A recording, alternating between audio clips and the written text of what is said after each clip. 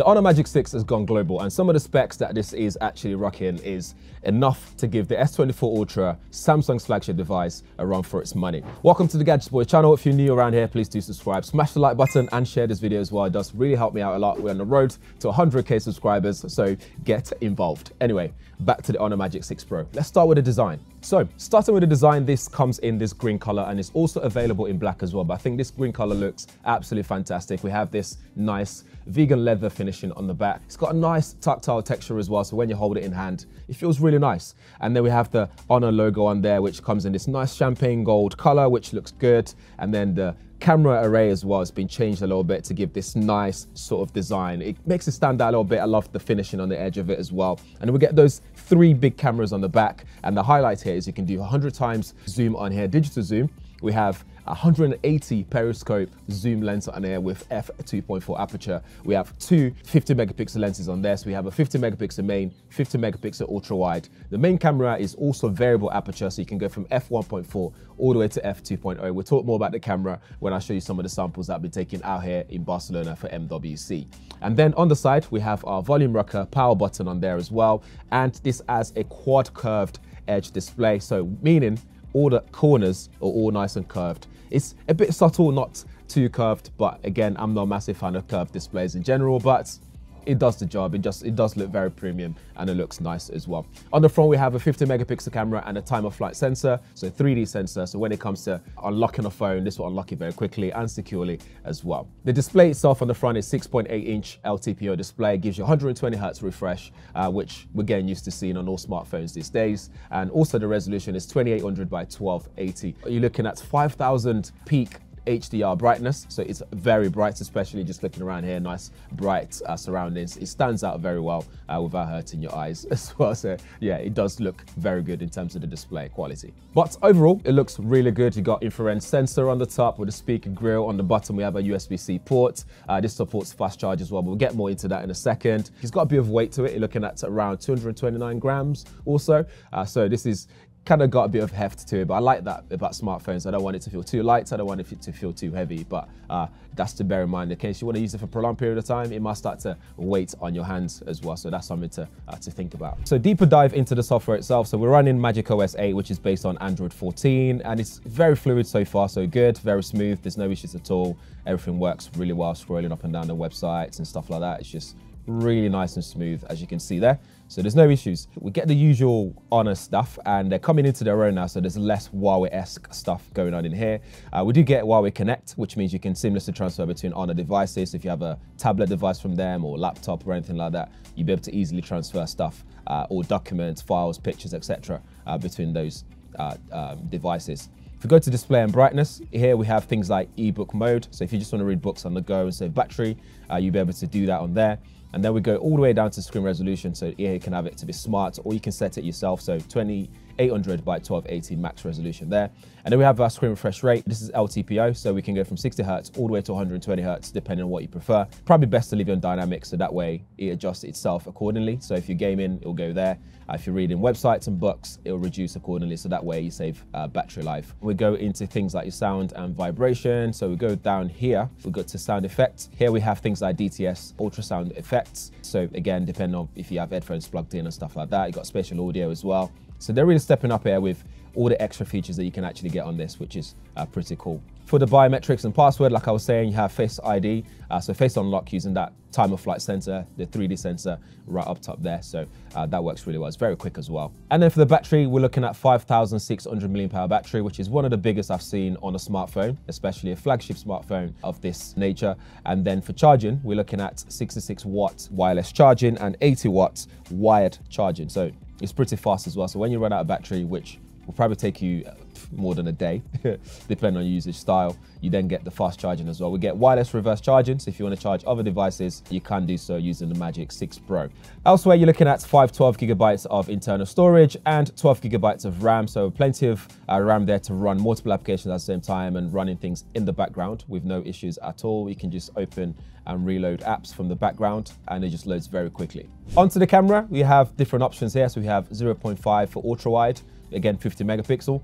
You have the main camera, 50 megapixel, and then you get 2.5x optical zoom using a 180 megapixel periscope lens, and we have 5x as well. And then we can go all the way to 100 times digital zoom, which I'll show you some examples in a second, so you know why I'm giggling. You got portrait mode, you got night mode as well, you got aperture, so you can change the bokeh effect. So again, I said this has variable aperture, so we can go all the way down here, f0.95, go all the way to f16 there. But the variable aperture itself for the hardware is actually f1.4 to f2.0. Going back up, we got video here. So video can shoot 4K, and that would do 4K at up to 60 frames per second. So you're looking at 4K 60 frames maximum if you want to shoot some video. They also have movie mode, which is pretty cool. So when you go into video mode, you can change the resolution, obviously frame rate you can change as well. But what's cool here is the fact that you can shoot log format as well, using that 4K sensor there. So you can go log. So you shoot flat, and then later on, you can then color grade it, do whatever you want. It's also got some LUT available here. So you can use some preloaded one like Sunsplash, Focus, Brav, which is not bad to have on a smartphone. We get things like high resolution, more to video, so you can shoot what's on the front and facing you as well, so it's both at the same time. Like I said already, you get 50 megapixel front facing camera, which is pretty decent as well, so big resolution there. Looking at some photo samples, let's start with low light photos. So on the main sensor, things looks decent until you start zooming in, and you can start to see less detail in low light there. Scroll across, another one here. It looks good to the naked eyes, but once you start scrolling in, we start to see some of the issues there, some over sharpening as well. But if you're going to be sharing this on social media and stuff, I think it's all right. It's not the worst I've seen. Maybe they'll update this using software eventually. But low light is probably not its forte here. Even in night mode, you can still see that it's not the best in terms of the detail. It's very soft in terms of what you get there. Again, either it's over sharpening it or it's just too soft. It's just not consistent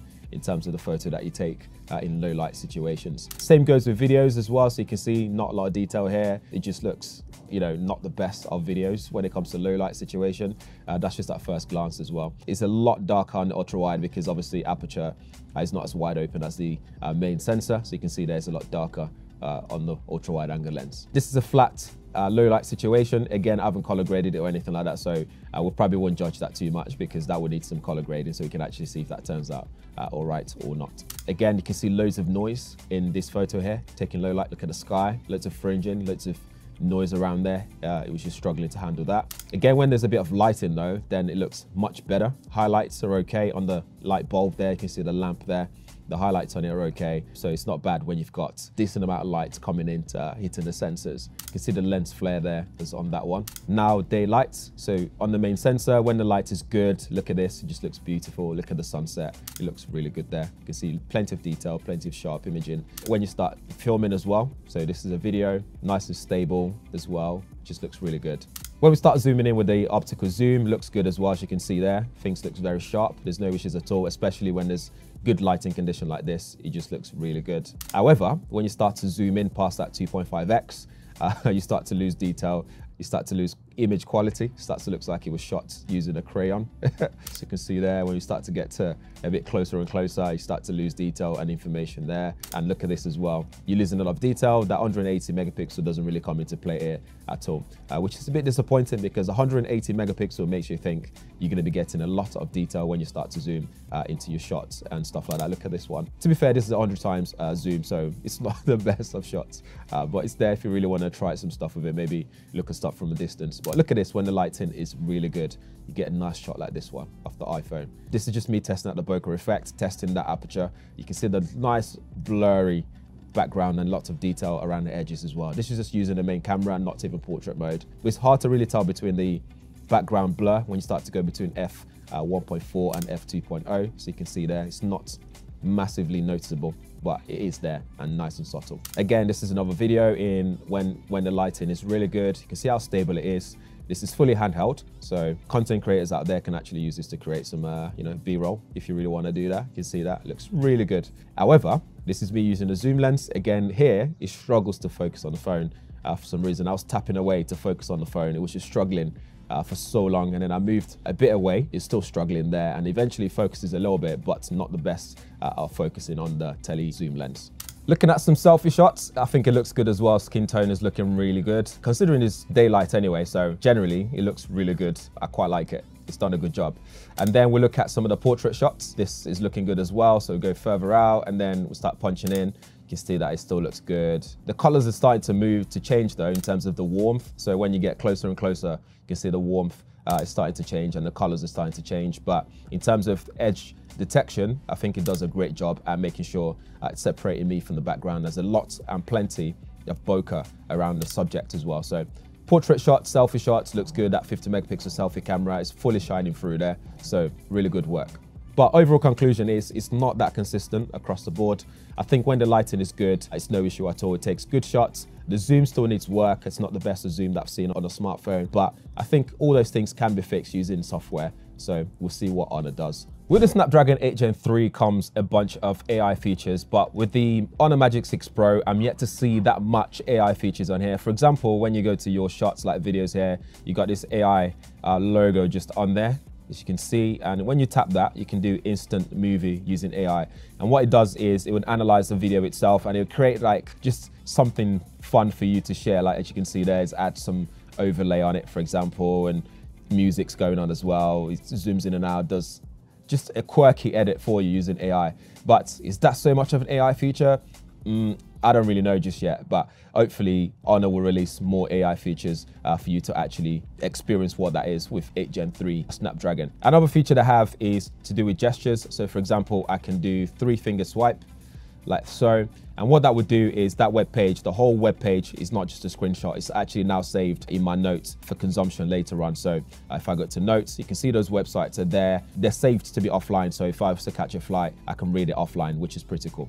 When it comes to gaming, nice and fluid as well. So that 120 Hz refresh really shines through here. A Snapdragon 8 Gen 3 for mobile platform looks like it's working really well as well. It hasn't got hot so far. I've been using this for a few days now. It doesn't really get hot, so it handles it very well. You have Adreno 760 graphics in there. All that together is working really well here to make sure that your gaming experience is enjoyable on the go. It's nice and immersive. The curved edge display, as you can see, starts to become useless when it comes to gaming because it folds over the edges, but it doesn't affect the gaming experience though. That's just me being pedantic about curved displays. But overall, gaming experience, really good, nice and sharp. The touch response is good as well. The colors on the display looks absolutely fantastic, as you can see there.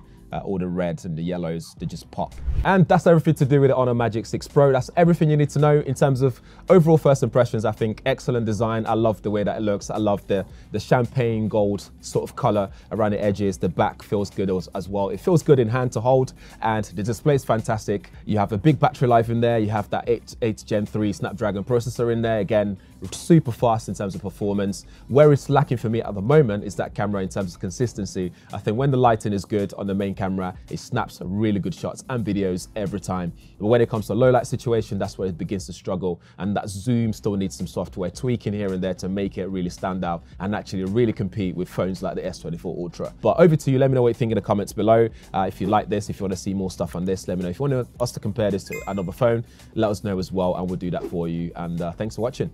Catch you guys in the next one. Don't forget to subscribe.